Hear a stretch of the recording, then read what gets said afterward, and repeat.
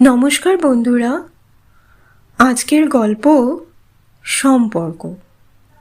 প্রথমেই বলে রাখি, গল্পটি কেমন লাগলো অবশ্যই কমেন্ট করে জানাবেন। আপনাদের কমেন্টের অপেক্ষায় রইলাম।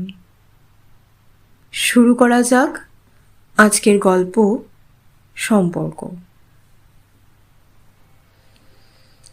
অফিস ব্যাগটা পিঠে নিয়ে নিজের ঘর থেকে বেরিয়ে ডাইনিংয়ের দিকে ধীরে ধীরে এগিয়ে আসে বর্ণালী। আজ সকাল থেকেই বাড়ির পরিবেশ বড্ড থমথমে হয়ে আছে যেন। ঠিক ঝড় ওঠার আগের মুহূর্তটা যেমন হয় আর কি। চন্দ্রিল বা শাশুড়ি কাউকেই দেখতে পাচ্ছে না ও। কোথায় গেল সব? রান্নাঘরে একবার উকি দিয়ে দেখে নেয় বর্ণালী, না, শাশুড়ি সেখানেও নেই। অন্যদিন এই সময় রান্নাঘরে কত ব্যস্ত থাকেন রাখি দেবী। বর্ণালী রান্নাঘর ছাড়িয়ে বারান্দার দিকে এগিয়ে চলে। বারান্দার কাছে যেতেই দেখল রাস্তার দিকে তাকিয়ে গ্রিলে মাথা হেলিয়ে শাশুড়ি দাঁড়িয়ে আছে। মা! কোনো উত্তর দেয় না রাখি দেবী। বর্ণালী আবারও একটু জোরে ডাকে, মা! শাশুড়ি এবার ঘুরে তাকালো বর্ণালীর দিকে। আপাতমস্তক ভালো করে দেখে নেন, তারপর বলে ওঠেন, সেই তুই যাবি, তাই না? মাথা নিচু করে দাঁড়িয়ে থাকে বর্ণালী। কি উত্তর দেবে এর? তোকে এত করে বোঝালাম, তবু শুনলি না?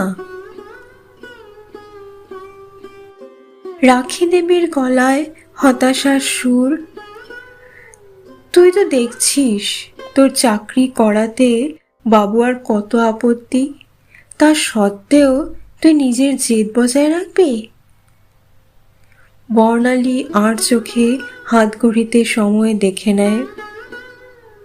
ইস, দেরি হয়ে যাচ্ছে, আর দেরি হলে পরে ট্রেনটাও বেরিয়ে যাবে, মনে মনে বলে ওঠে।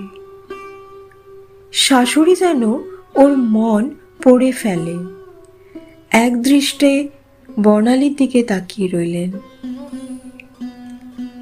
একটু ইতস্তত করে বর্ণালী বলে, দেরি হয়ে যাচ্ছে, আমি আসছি মা, পরে এই নিয়ে কথা বলবো, বলে হন হন করে ঘর পেরিয়ে বেরিয়ে গেল।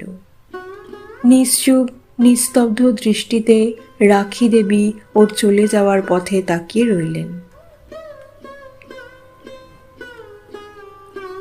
1 বছর 2 মাস হলো চন্দ্রিলের সাথে বর্ণালীর বিয়ে হয়েছে। চন্দ্রিল একটি বহুজাতিক সংস্থায় উচ্চ পদে কর্মরত। চাকরি সূত্রে মাসের মধ্যে বেশিরভাগ দিনই বাইরে কেটে যায়। তবে বর্ণালী বুঝতে পারে যে খানিকটা ইচ্ছে করেই চন্দ্রিল সবসময় বাড়ির থেকে দূরে সরিয়ে রাখে নিজেকে।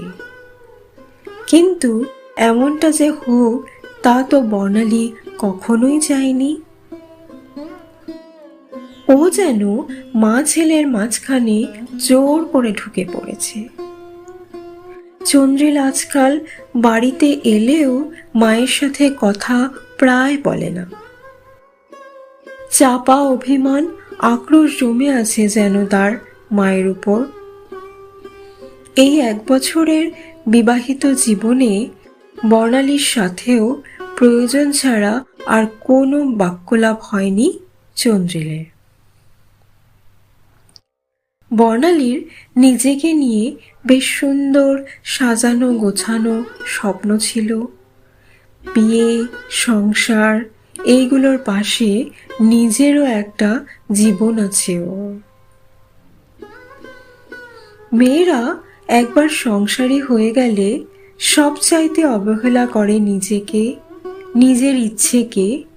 এটা ওর মাকে দেখেই জেনেছে বর্ণালী। মাও তো কত সুন্দর আঁকতো।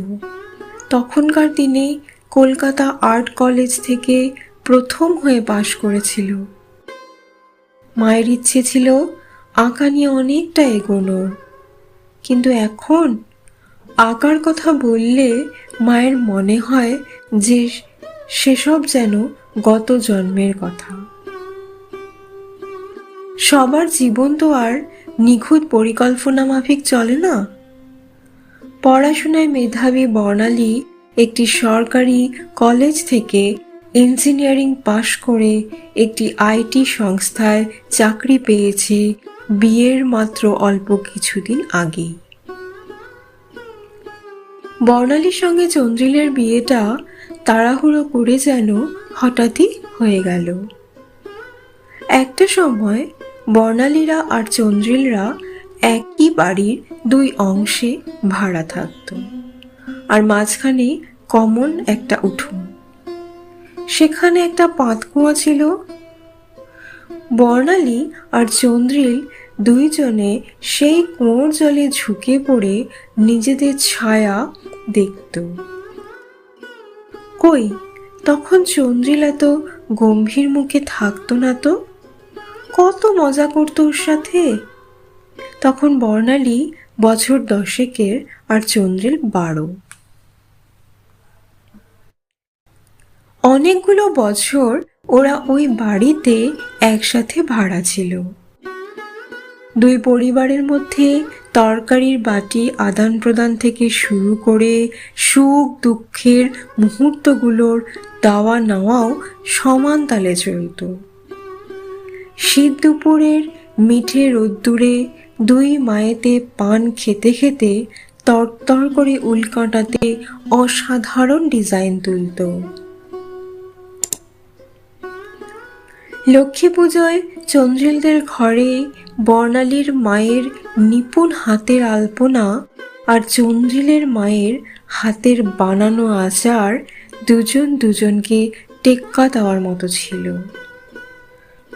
তারপর এক সময় চন্দ্রিলরা জমি কিনে বাড়ি বানিয়ে উঠে গেল। সবই কি রকম যেন উল্টে পাল্টে গেল। আগের মতন আর কিছুই রইল না। বর্ণালীর মনে আছে, যেদিন চন্দ্রিলরা চলে গেল মা সেদিন খুব কেঁদেছিল। রাখি মাসিরও দুই চোখ বেয়ে টপ টপ করে জল ঝরছিল।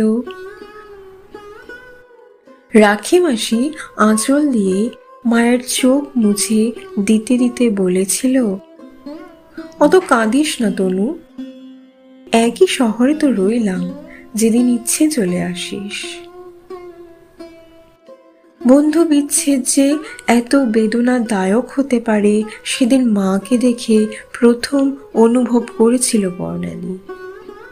প্রথম প্রথম কয়েক মাস যাতায়াত বেশ ছিল, কিন্তু ক্রমশ সেটা কমতে কমতে একটা সময়ে পয়লা বৈশাখ অথবা লক্ষ্মী পুজো এইরকম বছরে দু একদিন এসে দাঁড়ালো।